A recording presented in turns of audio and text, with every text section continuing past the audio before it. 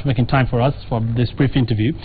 The criticism, and IEBC of course has referred to, is that you're using unconstitutional means to try and remove the commissioners from office. Why? Why would you do that? We are not using unconstitutional means. As you know, we have had attempts to try and engage the IEBC in dialogue. In fact, if you check the last time you wrote stories about CORD and IEBC, you'd find that we have had 3 attempts to meet the commissioners. Right. But every time we go there, they're not there. And the most important thing was that, you know, when they were launching their strategic plan, we told them they needed an engagement by the stakeholders. That they did not allow. And then secondly, you know... But they invited CORD, isn't it? They invited all the parties and all coalitions. The other parties were not interested, you know. When they were launching this strategic plan, they didn't invite the other parties. Right. But we made an attempt to go before the launch of the strategic plan. We told them to delay it so that, you know, our views would be included in the strategic plan. Still, it's not constitutional in as far as removal of IEBC commissioners. No, let me tell you. It's provided for in the Constitution, isn't it? How to remove them? I mean, you know, if you read the Constitution, I was talking to Hamino when I was coming. You read Article 1 of the Constitution, which says sovereignty is with the people.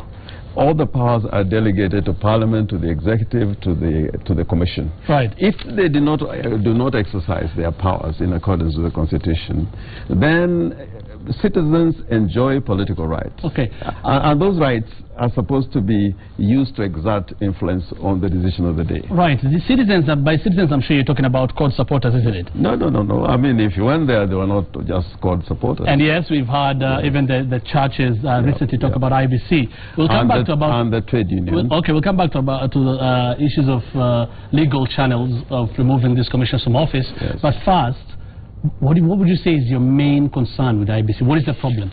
Our main concern, first of all, we wanted to engage them in an electoral reform process, both in terms of the electoral law and the Constitution. That, at the beginning, was going very well.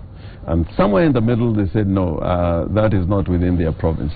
Secondly, the behavior and conduct of the commissioners show very clearly that they don't have space and time for the opposition. Okay. And to that extent, we've got to look for alternative ways to have that engagement, not in their terms, but on our terms. You're saying you'll still go? We are still going back. There's no other way to this? We are still going back. There's no other way to solve it? And I tell you, when you could not register a political party in this country, we persisted by going to the office of the registrar of political parties until Moi gave in. When Moi said, you know, you cannot register a political party, we went there again and again. And this constitution also, people are forgetting that it took, you know, the struggles of the people of Kenya to get there. And nothing is going to change our mind. Experts say it's such a short period to form another commission. What will be your proposal as CORD going forward? What will be your proposal? Well, first of all, you know, you cannot get a commission in which, you know, the commissioners are truly and absolutely independent. Even if you got the Pope there, you know, you will not be truly independent. So our suggestion is to have representatives of parliamentary political parties in the commission, and they should be able to be recalled. But the chair should either come from the religious sector or from the civil society. Okay, finally, as we wind up, IEBC has said this, that the mode of appointment and removal of IEBC commissioners, like any other constitutional commission, is well within the knowledge of the CORD coalition. I'll ask that question for the last time. You don't think what you're doing is unconstitutional? The Chief Justice is going away. He's going away out of his own volition. If these people are listening to what the country is saying, if all the scandals around the IEBC, you know, were anything to go by this time, they would have said, you know, we want to go. But if they don't want to go, we'll force them out. All right. James Orengo, CIR Senator, and also, of course, the joint chair of the CORD Secretariat. Thank you so much for making time. Thank you so much, sir.